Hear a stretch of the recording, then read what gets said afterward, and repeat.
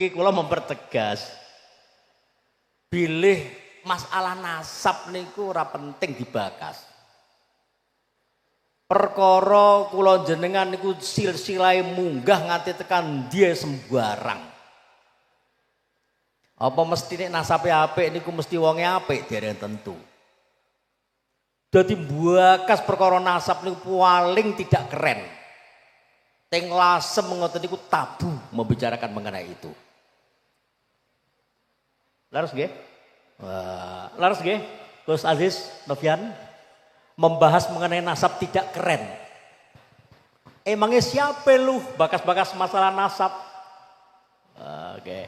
Sing penting pokoknya angger wonge apik ya apik. Pembahasan mengenai nasab niku pun mulai zaman 1000 tahun yang lalu niku menonton dan tidak pernah selesai, maka tidak perlu dipun bahas. Saudara sekalian, barusan yang kita saksikan itu bagaimana Gus Zaim Lasem menghentikan polemik nasab dan mengatakan saudara sekalian membahas nasab itu tidak keren katanya. Nah, jadi beliau ini kayaknya perlu untuk membaca tesisnya Ki Haji Umaruddin.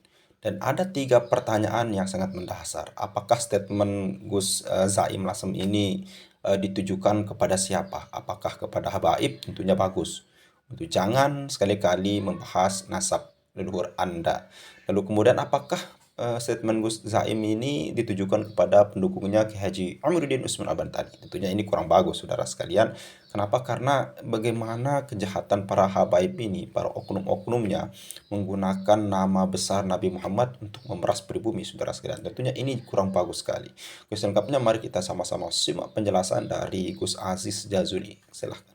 Jadi sebelum kita simak bersama-sama bagaimana statement yang disampaikan oleh Gus Zaim mengenai polemik nasab. Jadi saya ini ingin bertanya sebenarnya kepada beliau. Artinya begini, sebuah statement dari beliau yang menyatakan bahwasannya hentikan polemik nasab. Gitu. Atau dengan bahasa lain itu jangan bahas-bahas nasab. Ini pertama, khitabnya itu kepada siapa? Atau lawan bicaranya itu siapa? Mukhotabnya begitu ya. Ajak bicaranya itu siapa? Apakah para habaib dan juga kibin? Di mana para audiens ya? Tuh, Patroli. Oh, antum subhanallah, Beb. Jadi audiennya itu sebenarnya siapa? Apakah mukhotabnya, audiennya, lawan bicaranya, tujuan dari statement itu dikeluarkan itu diperuntukkan kepada siapa? Satu, kalau memang diperuntukkan untuk para Habib Ba'lawi yang beberapa tahun yang lalu, ya satu dasawarsa lah, yang lalu yang selalu mengunggulkan, mengglorifikasi, membesar-besarkan para leluhur-leluhurnya, menyebutkan garomah-garomahnya, kemudian menunjukkan bagaimana kemuliaan dan keagungan nasab itu, tokoh-tokoh mereka, wali-wali mereka, bahkan torikoh mereka begitu ya. Kalau memang ya mukhotabnya atau objek pembicaraannya itu adalah para habaib dan juga kibin yang selalu mengglorifikasi nasab, memonopoli nasab, juga mengunggul-unggulkan nasab. Nah, tentu ini cocok. Sangat cocok. Kenapa? Ya karena masyarakat sekarang cerdas. Masyarakat sekarang itu sudah bisa memfilter mana itu dongeng dan mana itu karomah. Jajarkan kitab-kitabnya. Dan juga masyarakat itu khususnya orang-orang Nusantara ya, bangsa Indonesia, itu tidak, ya sangat jarang lah kita temui ada seseorang yang, kakek saya itu begini, kakek saya itu begitu, memiliki karomah begini dan begitu. Kakek saya adalah seorang wali. Maka kalau kakek saya adalah wali, maka kalian itu harus memuliakan saya. Saya rasa nggak ada seperti itu, apalagi dari kalangan kiai-kiai begitu ya. Bahkan kalau melihat bagaimana perilaku yang dicontohkan oleh para kiai-kiai kita, misalkan seorang kiai itu memiliki leluhur, dan leluhurnya itu adalah para wali-walinya Allah Subhanahu wa Ta'ala, itu biasanya yang menceritakan bukan cucunya, tapi yang menceritakan itu adalah orang lain atau kiai yang lain yang mengetahui sosok dari leluhur kiai tersebut. Nah, itu begitu. Nah, sehingga sangat jarang kita temukan seorang kiai itu selalu memuliakan atau mengagung-agungkan leluhurnya dan juga mempromosikan nasabnya itu kepada masyarakat dan menunjukkan bahwa nasab kami itu adalah nasab yang mulia dan kalian itu harus memuliakan kami. Begitu. Yang biasanya justru malu. Saya ini misalkan, atau seorang kiai mengatakan saya ini memiliki leluhur yang luar biasa. Para wali-wali, para ulama, para aulia. Justru dia malu, udah. Jangan, nggak usah dibahas. Kenapa? Karena perilaku saya dengan leluhur-leluhur saya itu belum mampu untuk mengaplikasikannya dalam kehidupan saya sehari-hari. Begitu. Itu kalau hitopnya kepada Habib atau Kibin, ya. Kang Deddy Mulyadi, Waalaikumsalam, Sampurasun, Rampes. Tapi kalaulah hitopnya itu kepada ya hadrama bulanan 5.000 ya 600.000 ya segitulah Mbah.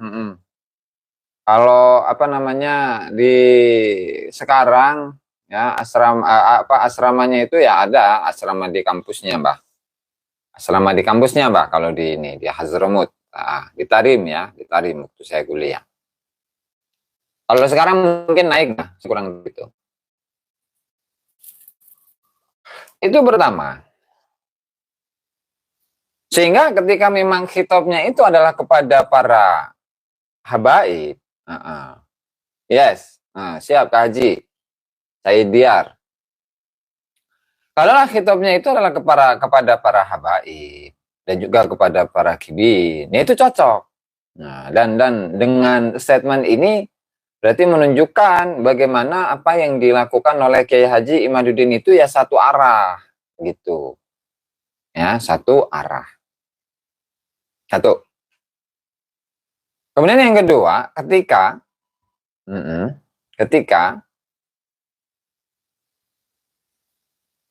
yang dimaksudkan atau khitabnya itu diarahkan kepada atau pembicaraannya ini diarahkan kepada para pendukung tesis Kiai Haji Imaduddin Usman Al-Bantani yang memberikan penyadaran kepada masyarakat, meluruskan sejarah. Kemudian menjunjung tinggi para leluhur, memuliakan para leluhur Nusantara. Kemudian pembicaraan beliau ini atau statement beliau diarahkan kepada para pendukung Kiai Haji Imaduddin Usman Al-Bantani. Salam dipun. Ini nggak cocok. Saya tidak setuju. Kalau yang pertama tadi setuju. Kalau arahnya itu adalah kepada Habib. Kalau yang kedua, arahnya adalah kepada para pendukung Kiai Haji Imad untuk jangan membahas nasab. Nah ini nggak setuju saya. Kenapa? Sampai kapan? Sampai kapan? Mulai kapan? Sampai kapan? Bangsa Indonesia ini akan terjajah secara spiritual, secara intelektual, ketika masyarakat ini selalu didoktrin dengan doktrin-doktrin yang menyesatkan. Ya. Seperti apa? Tadi menyitir ayat, menyitir hadis, yang seringkali kita ulang-ulang ya. Innama yuridullahu liyudhiba ankum rijsa ahlal baiti wa yutahhirakum tadhira. Di mana ahlul bait ini adalah Habib. Kita terjemahkan dulu. Innama yuridullahu liyudhiba ankum rijsa. Sesungguhnya Allah Ta'ala itu memiliki keinginan untuk menyucikan kalian semua, wahai ahlul bait, dari kekotoran. Salam juga. Habib lurus. Wa yutahhirakum tadhira, dan mensucikan kalian wahai ahlul bait dengan sesuci-sucinya. Nah, jadi ahlul bait itu suci. Dan ahlul bait itu adalah Habib. Nah, ini namanya apa? Penyelewengan makna ayat Al-Qur'an. Nggak bahaya tah? Mending ya, kalau dia itu terbukti sebagai dzurriyyah Nabi, masih ada pantas-pantasnya begitulah. Ini mah DNA Nabi kemana, DNA mereka kemana? Nggak punya catatan, bahkan 500 tahun setelah tokoh yang mereka klaim sebagai leluhur mereka itu meninggal.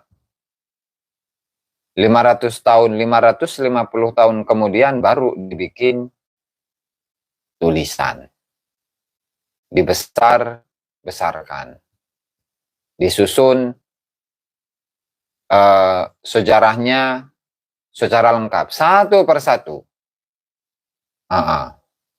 Mulai dari Ahmad Al-Muhajir ilallah, mulai dari Ubaidillah, mulai dari Alwi, dilanjutkan dengan Muhammad. Habib kalau menyucikannya pakai debu 7 kali. Oke bro, oke mbak. Debu 7 kali. Aduh. Alabatan, iya, najis mughaladzah, Mbak.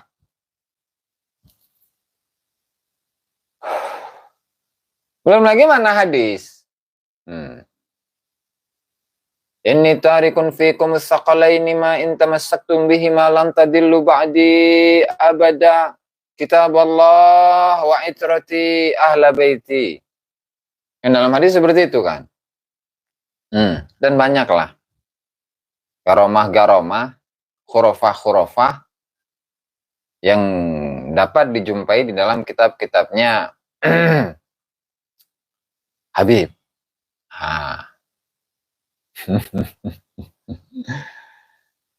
Sehingga tadi ketika memang tradisi ya yang berlaku di sana seperti yang saya simak dari apa yang disampaikan oleh Kiai Haji Ubaidillah Tamamunji, bahwa tradisi di Lasem itu atau di Kabupaten Rembang lah secara umum itu memang ya tidak mengunggul-unggulkan Habib gitu. Ya, pahamkan saya. Siap. Kang Hani. Karena Habib itu ya, atau karena yang memiliki peranan khusus dalam dakwah, dalam penyadaran masyarakat, mendidik masyarakat. Nah, itu adalah para kiai. Jadi untuk ceramah-ceramah Habib di sana itu nggak begitu laku, begitulah. Sudah terlanjur ya. Ya sehingga tadi kesimpulannya bahwasanya ketika memang statement yang disampaikan oleh Gus Zaim, Gus Zaim, ketika memang pembicaraannya itu atau statementnya itu ditujukan kepada siapa, kalau memang ditujukan kepada Habib dan Kibin cocok dan kita setuju, saya setuju. Tapi ketika diarahkan kepada pendukung Kiai Haji Imaduddin Usman atau saya juga misalnya, jazakumullah khair Beb, pemberingat. Nah, itu saya menolak, saya lawan itu. Nah, statementnya begitu ya. Kalaulah arahnya itu adalah kepada para pendukung tesis Kiai Haji Imaduddin Usman Al-Bantani yang memang niatnya itu adalah untuk menyadarkan masyarakat, mengembalikan atau meluruskan sejarah-sejarah Nusantara, kemudian melawan doktrin-doktrin sesat, melawan klaim kemuliaan, ketinggian, glorifikasi leluhur dari para habaib. Nah ini kita lawan itu statement begitu, ya kita bantah begitulah. Oke, coba kita simak bersama-sama statement yang disampaikan oleh Gus Zaim. Kami pemuda NU melihat orang tidak beragama tidak merasa dosa membuat ghibah dan fitnah. Siapa ini maksudnya? Ya, saya cuma bentar doang ini. Bahasa Jawa tapi ini mah. Iya. Jadi gambarannya kan kalau kita ini menghadapi kibin, ya, maka harus sabar. Harus sabar. Dan itu digambarkan di dalam film Walid, film bid'ah, Walid. Bagaimana seorang kibin itu meskipun sudah diberi fakta, sudah diberi data, itu masih sulit untuk menerima kebenaran. Faktanya memang seperti itu. Ya, Rizik nggak boleh kasar-kasar gitu, Beb. Usman Antek Belanda ya. Nah, Assalamualaikum ya Walid. Allah. Coba kita simak bersama-sama statement yang disampaikan oleh Gus Zaim. Gus Zaim maksum. Jadi saya lupa itu sampai. Jadi kalau sanad keilmuan yang saya miliki itu. Jadi dulu saya mesantren di pondok pesantren Mambaul A'la Jagalan, Purwodadi Grobogan, yang saat itu diasuh oleh almarhum Kiai Haji Kiai Haji Hamzah Matni, di mana guru beliau lumayan banyak, dan diantaranya itu adalah Mbah Maksum. Dan saya itu mengetahui sanad keilmuannya Mbah Yai Hamzah Matni itu ya tidak secara tulisan begitu enggak. Nah, tapi saat ngaji itu kadang menceritakan, dulu ketika saya ini ngaji ke Mbah Maksum itu begini. Nah, sehingga dari situlah saya teringat, ternyata sanad keilmuannya Mbah Hamzah Matni itu adalah kepada Mbah Maksum Lasem, begitu ya. Sehingga ya sanad keilmuannya ke Mbah Maksum. Mbah Maksum dari siapa? Mbah Maksum itu dari Mbah Yai Khalil, Mbah Khalil, Syekhuna Khalil Bangkalan. Mbah Khalil Bangkalan itu dari siapa? Dari Syekh Muhammad Nawawi Al-Bantani, Banten lagi nih. Nah, yang di Banten.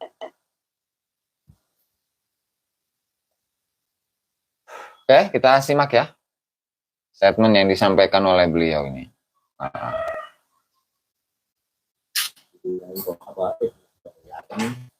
Pun Kiai Bahauddin Salim niki menawa luguan iki asli niki.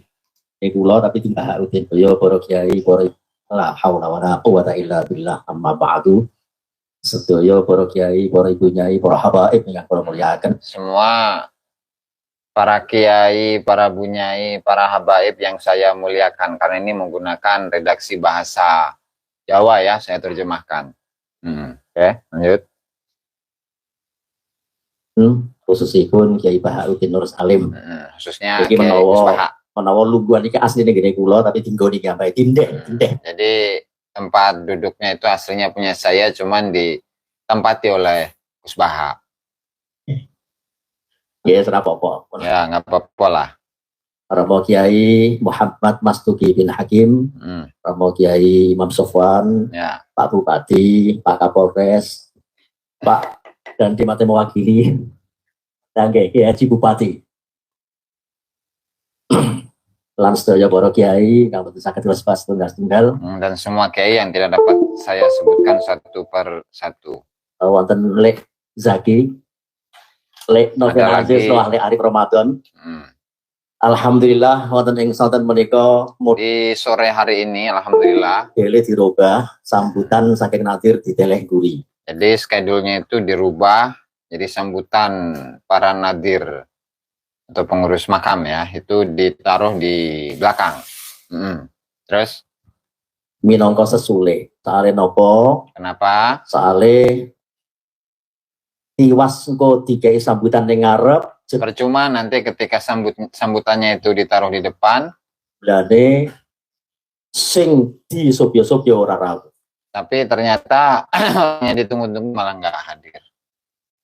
Yang terlalu lama. Soale nekano Gus Baha iku ora gampang. Karena mendatangkan Gus Baha itu nggak mudah. Ternyata rawuh.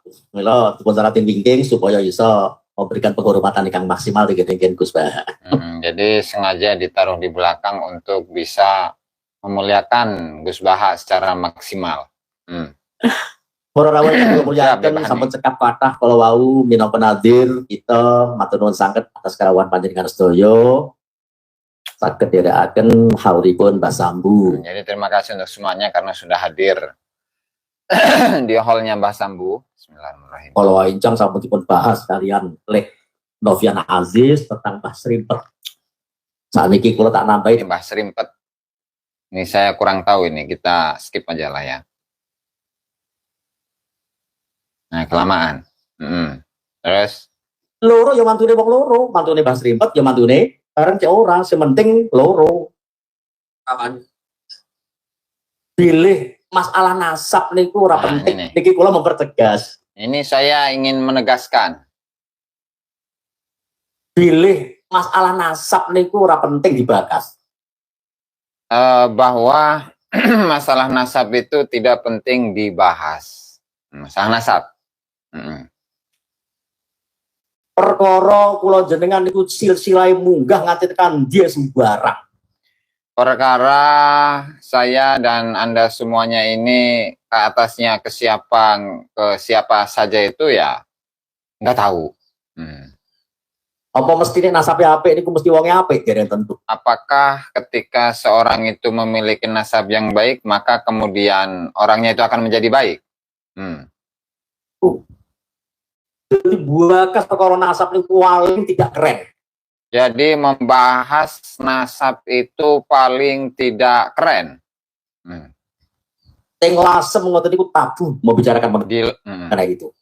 Di lasem itu tabu membicarakan mengenai hal itu. Laras nggih? Betul ya? Laras nggih? Betul ya? Aziz, Sofian, membahas mengenai nasab tidak keren. Tidak keren. Emangnya siapa lu bakas-bakas masalah nasab? Oke. Sing penting pokoknya agar wongnya apik ya apik. Yang penting ketika orangnya itu baik ya baik. Cuman begini, Gus. Oke lah, ketika seseorang itu menasabkan dirinya kepada selain Rasulullah Shallallahu Alaihi Wasallam, mau menyambungkannya ke siapa misalkan? Ke Brawijaya kayak ke Raden siapa? Wijaya atau ke Ratu siapa?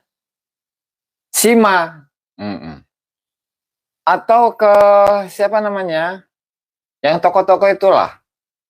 Tokoh-tokoh Nusantara. Yang di masa Hindu Buddha lah. Itu silahkan.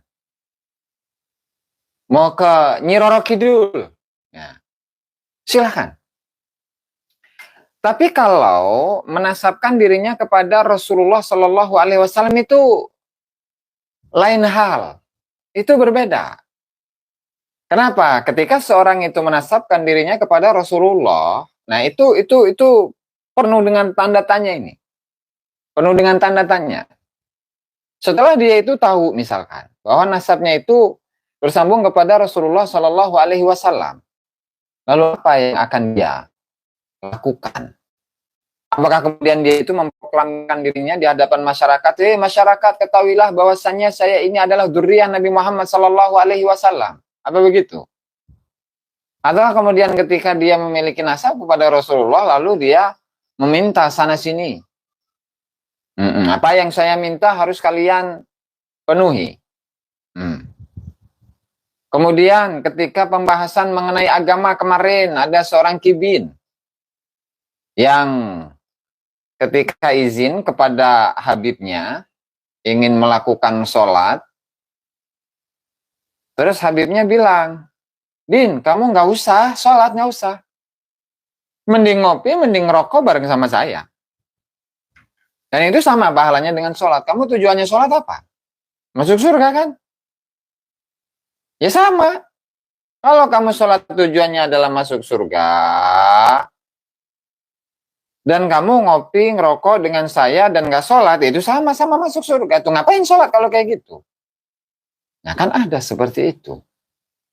Makanya kenapa Imam Ibnu Hajar al-Haytami mengatakan وَيَنْبَغِي لِكُلِّ أَحَدٍ أَنْ يَكُونَ لَهُ غِيرَةٌ فِي هَذَا النَّسَبِ الشَّرِيفِ وَضَبْطِهِ حَتَّى لَا يَنْتَسِبَ إِلَيْهِ صَلَّى اللَّهُ عَلَيْهِ وَسَلَّمَ أَحَدٌ إِلَّا بِحَقٍّ.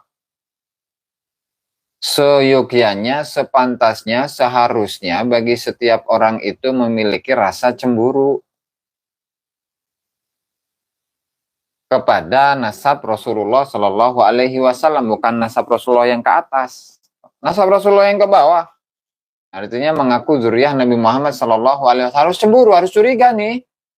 Kenapa ini orang ini mengaku-ngaku sebagai dzurriyyah Nabi Muhammad Shallallahu Alaihi Wasallam? Jangan-jangan dia itu ingin mempolitisasi agama, lantaran dia mengaku sebagai dzurriyyah Nabi. Kemudian ketika dalam urusan agama dia ingin mengacak-acak agama, ingin merusak agama, ingin mendoktrin kepada masyarakat agar percaya kepada dirinya, agar mempercaya apa saja yang dia ucapkan, meskipun yang dia ucapkan itu tidak berdasarkan atas ilmu, tidak berdasarkan atas ayat, hadis, dalil. Kan bisa saja. Dan juga yang kedua, wadabtuhu hatta la yantasiba ilaihi sallallahu alaihi wasallam ahadun illa bihaq, dan juga harus diverifikasi, dibuktikan. Mana apakah mampu untuk membuktikannya atau tidak. Kalaulah tidak mampu untuk membuktikannya, udah mending cicing, mending diam, gak usah komentar, gak usah ngomong ke hadapan masyarakat, gak usah ngomong-ngomong agama, gak usah khawatir akan adanya polemik nasab ini akan mengganggu pasarannya, mengganggu pemasukannya. Begitu. Sampai apa? Hatta la yantasiba ilaihi sallallahu alaihi wasallam ahadun illa bihaq, sampai tidaklah seorang pun itu menasabkan dirinya kepada Rasulullah sallallahu alaihi wasallam kecuali atas dasar kebenaran. Mempertahankan tradisi leluhurnya. Itu nanti pada ujungnya akan menjadi agama leluhur itu. Ya. Ini saya mohon ini kepada para sahabat-sahabat dan teman-teman untuk tidak membuli ya.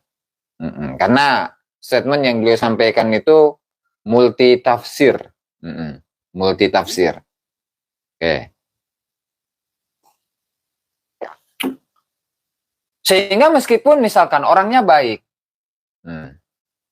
kelihatannya baik, tapi ketika sudah ada pembuktian bahwa dirinya ini bukanlah keturunan Nabi Muhammad Shallallahu Alaihi Wasallam melalui haplogrup G dan tidak memiliki catatan nasab kepada Rasulullah Shallallahu Alaihi Wasallam atau data sezaman. Tapi orang yang kita anggap baik ini tetap meyakini dirinya sebagai dzurriyyah Rasulullah dan menyampaikan di hadapan masyarakat. Itu baik dari mana? Sementara dalam hadis itu manintasaba ila ghairi abihi fal jannatu alaihi haram. Barang siapa yang menasabkan dirinya kepada selain bapaknya, kakeknya atau leluhurnya itu bukan Rasulullah, tetapi dia ngaku-ngaku itu adalah Rasulullah, haram. Sehingga yang seperti itu mau baik dari mana?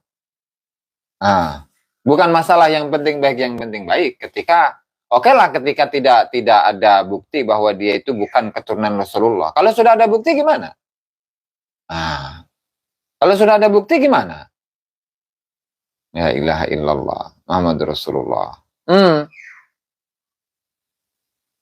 Saya lebih percaya kepada Syekh Nawawi, Kiai Hasim daripada Gus Jazuli yang kurang ajar kepada gurunya sendiri. Ya bodoh amat, nggak peduli saya.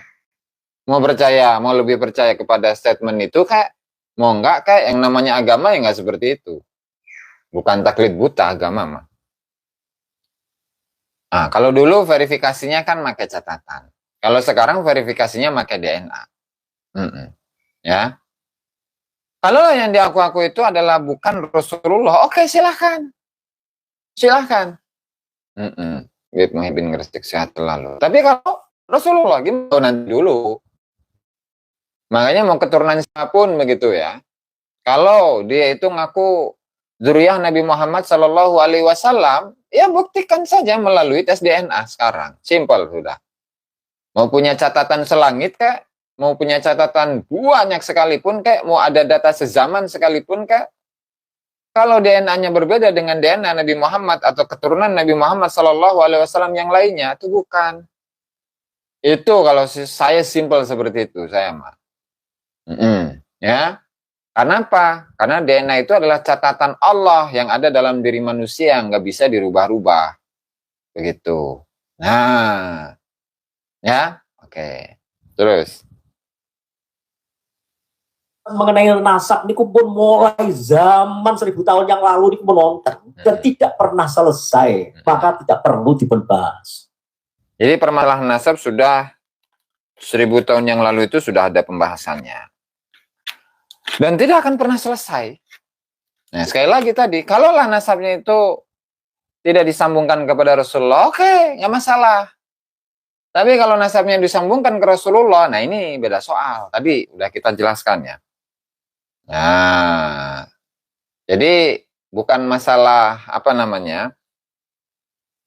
bukan masalah khilafiyah.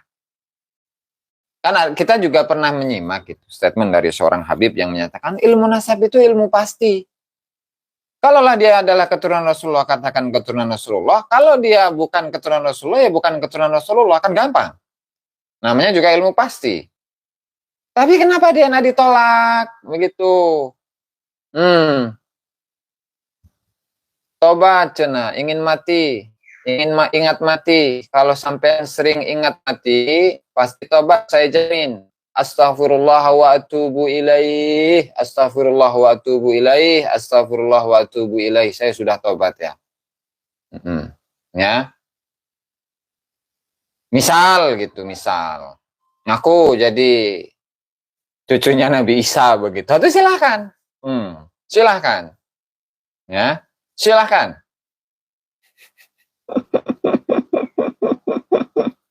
La ilaha illallah Muhammad Rasulullah. Ya.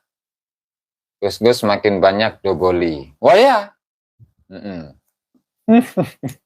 Kan saya disuruh tobat. Ya sudah, saya tobat. Begitu kan.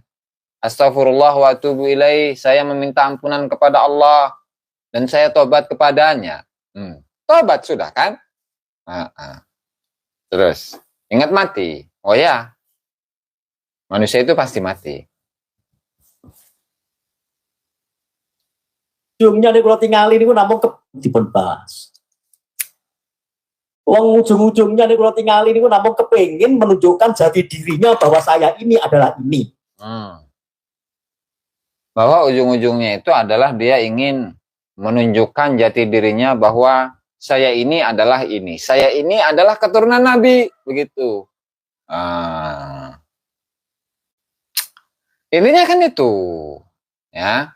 Intinya kan itu. Saya ini adalah keturunan Nabi. Sehingga kalau saya ini adalah keturunan Nabi, kalau saya jelas keturunan Nabi. Nabi Adam alaihi salatu wassalam. Nah, itu sudah tidak bisa patahkan itu. Kalau saya pasti keturunan Nabi Adam. Ya, Beb, Ampera. Nah, salam.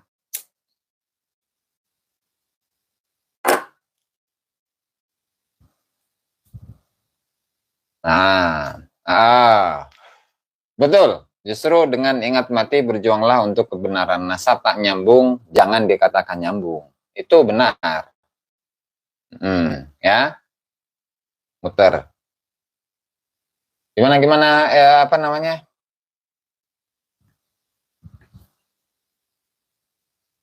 Tuh, muter segala ya. Nah, aman ya. Oke. Ngaruh cina. Nah, ngopi siap, Beb. Sebelum tidur, lurus bersih. Tas nasab minimal 1 generasi. Makanya kalau berbicara nasab saya begitu ya. Ya saya anak petani. Dan saya lebih bangga itu. Saya anak petani, orang tua saya capek ngurusin anak-anaknya, biaya anak-anaknya begitu.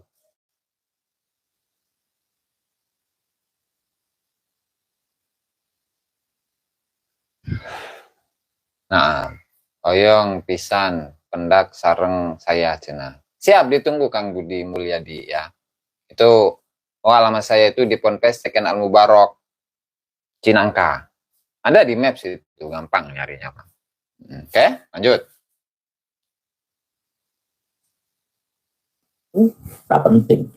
Bahwa saya ini adalah ini. Jadi orang penting, tak penting. Tak penting. Imam Bukhari itu siapa? Imam Bukhari ini enggak? Imam Bukhari itu siapa? Imam Bukhari itu kan putrane kiai kampung putrane kiai kota sing rada terkenal, putrane kiai maneh, putrane wong kafir berdisbah. Muhammad bin Ismail bin Mughirah. Muhammad bin Ismail bin Mughirah bin Bardisbah. Buyutnya berarti. Buyutnya Bardisbah namanya. Ya, terus Bardisbah dia anak Mughirah niku akhirnya masuk Islam, dia anak Ibrahim dia anak Ismail dia anak Muhammad atau Abu Abdillah Muhammad bin Ismail bin Ibrahim bin Mughirah bin Bardisbah. Oh kafir. Orang kafir. Kakeknya aja, buyutnya saja itu orang kafir. Sebegitu Imam Bukhari yang mendunia ya. Siapa yang tidak kenal dengan Imam Bukhari? Nah. Jadi betul perlu dibahas mengenai mereka. Niku mawon ingkang saged kula aturaken wonten kesempatan menika. Pokoknya intine niku nazir takmir suweneng dengan rawuh kabeh. Gus Fuad nafkahin keempat istrinya dan anak-anaknya, mohon diajak live biar nambah pemasukan. Kau bilang ke saya, bilang aja lah Gus Fuad. Oh, suka ngurusin urusan orang lah kayak gitulah. Pemasukan orang dibahas tuh. Nah kayak gitu tuh, kayak gitu. Aneh gitu, aneh. Ya ilaha illallah. Nah, lan kula kandhani tak nasekati aja bakas-bakas mengenai nasab. Saya kandhani, saya nasihatin ya, saya kasih tahu. Jadi nggak usah bahas-bahas nasab. Ya. Jangan bahas-bahas nasab. Saya kasih tahu tuh, saya nasihatin. Nah, lho nggih. Sepakat nggih? Ate ono wong sing bakas mengenai nasab menawa ora wong lasem menawa. Kalau ada orang yang membahas nasab ya barangkali dia itu bukan orang lasem. Oke. Mantu. Naturalisasi bahasane jadi Gus Bahane kejadian itu naturalisasi dilasemke. Nah, tinggal tadi kalaulah hitopnya itu kepada orang-orang Nusantara yang ngebahas nasab, ya itu nggak masalah. Kalaulah yang menjadi hitop itu adalah para habib, nah itu yang jadi soal itu yang nggak masalah, maaf, itu yang nggak masalah. Artinya nggak boleh mengunggul-unggulkan leluhur agar diakui oleh masyarakat, diakui oleh orang banyak. Bahwasanya saya ini adalah keturunan Pegihil Mugaddam yang nasabnya nyambung kepada Rasulullah Sallallahu Alaihi Wasallam. Nah, itu cocok.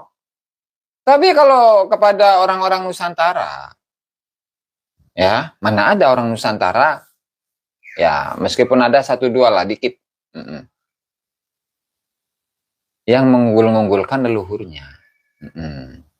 Ya kita kan bukan orang Lasem, cina. Allah. Nah. Mukimat hidupnya cuma buat mikirin nasab Habib. Oh enggak. Kita hidup itu punya prinsip, bos. Tadi, seperti yang saya kutipkan itu dari Al-Imam Ibnu Hajar Al-Haytami. Yang bagi likulli ahadin an yakuna lahu ghiratun fi hadan nasabi syarif wa dhabtihi atau wadabtuhu hatta la yantasiba ilaihi sallallahu alaihi wasallam ahadun illa bihaq. Itu prinsip saya itu. Jadi bukan membahas nasabnya Habib. Enak amat ngebahas nasab Habib itu. Kayak nggak ada kerjaan aja. Judul yang ngebahas yang menangani itu kepolisian atau ngapain saya? Emang saya polisi ya, bukan polisi, Bin. Gimana sih Anda ini? Anda tuh bahas judul, bahas nasab Habib, sambungkanlah nasab Habib kepada Rasulullah, kan begitu. Orang tuamu mau membiayai belajar biar pinter, ternyata ilmumu nggak dipakai. Kasihan kalau kamu punya murid akan membenci Habib. Oh enggak, justru orang tua saya bangga dengan saya. Ilmu saya bermanfaat, bisa disampaikan kepada orang-orang banyak. Nih, ada 410 orang tuh. Berarti kan disimak, diterima oleh netizen. Udahlah, kayak manfaat kayak gitu ya. Kemanfaatan itu jangan diklaim. Itu punyanya Allah Ta'ala, kemanfaatan itu. Kemanfaatan ilmu itu milik Allah, bukan milik Anda. Bin ya? Siap, Beb Ilham, Syifa. Nah, Beb Sam TV. Nah, begitu. Oke, Bin. Biarin. Mr. Ilyas ya.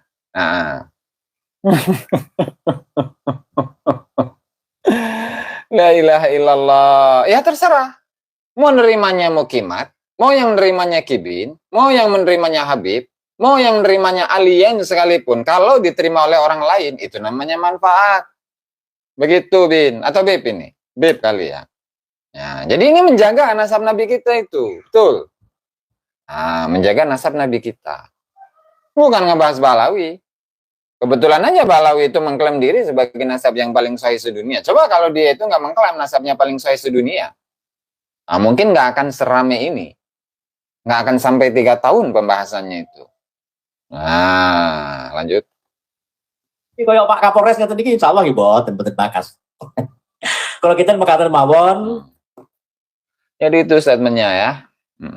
Oke. Kemudian itu tuh barangkali ada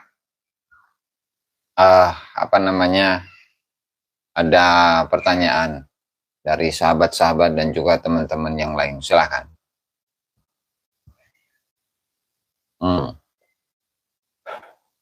Siap, Beb CK. Ganti Surya saya nggak cocok, Beb, di Samsu. Saya ini cocok dengan nama antum itu, Beb, di Samsu ya. Ayo sebelum itu tuh barangkali ada pertanyaan dari teman-teman. Kalau nggak langsung kita tutup ini.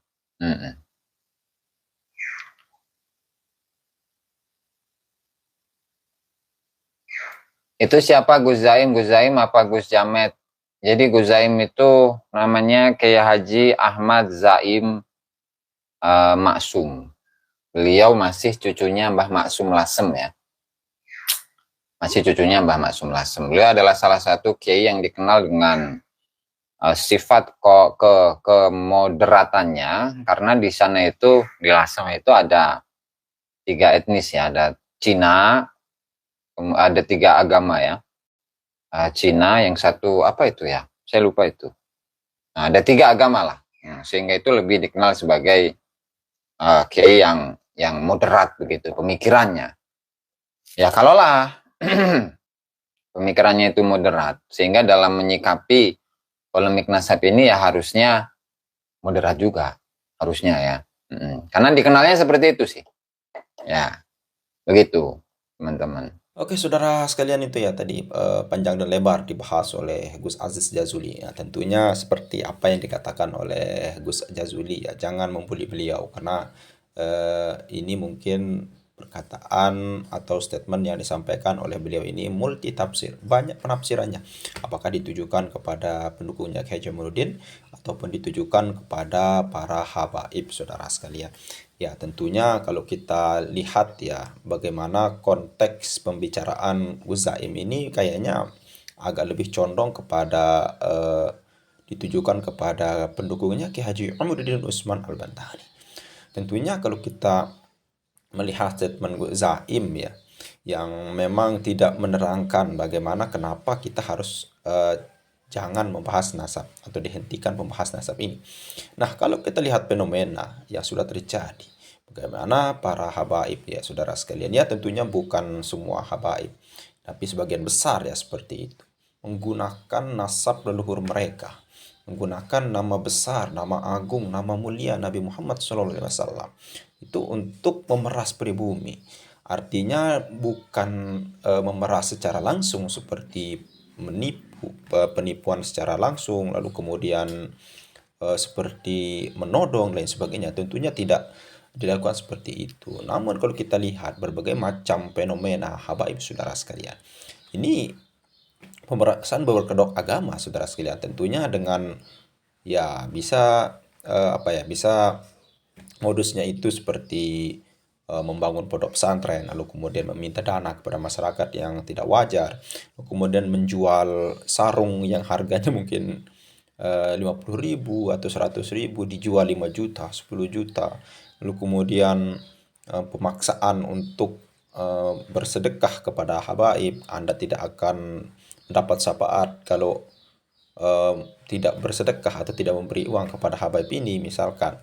Atau salawat Anda katanya, Anda bersalawat sampai bibir Anda doer, namun tidak memuliakan zuriat Nabi Muhammad alias habaib, itu salawat Anda tidak akan diterima ataupun Anda tidak akan mendapatkan syafaat.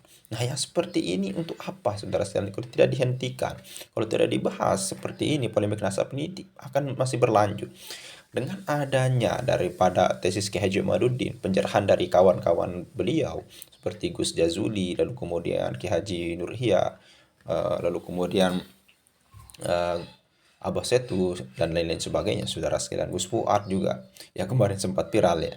Nah, kalau tidak ada orang-orang yang seperti itu, saudara sekalian, sampai kapan kita harus ditindas terus?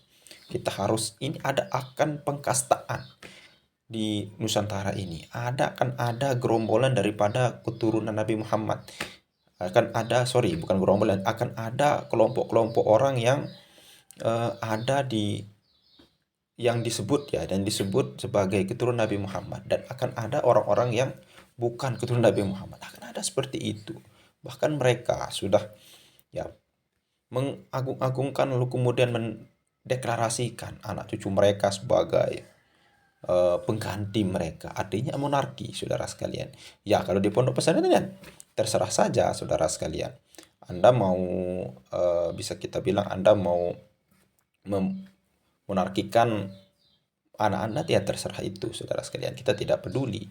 Namun ketika menggantinya itu, saudara sekalian, lalu kemudian diangkat sebagai pokok agama, lalu kemudian ketika berceramah itu pun yang disampaikan tidak benar, bahkan membaca Al-Quran pun salah, saudara sekalian, seperti yang banyak kita saksikan para oknum-oknum habib yang notabene anaknya belum mahir di dalam ilmu agama, belum cocok untuk berceramah, lalu kemudian dipaksa untuk ceramah, akhirnya seperti itu, menyampaikan apa yang dia tahu dan tidak ada manfaatnya sama sekali, saudara sekalian. Ya, mungkin hanya itu saja, mudah-mudahan bermanfaat. Sekian, assalamualaikum warahmatullahi wabarakatuh.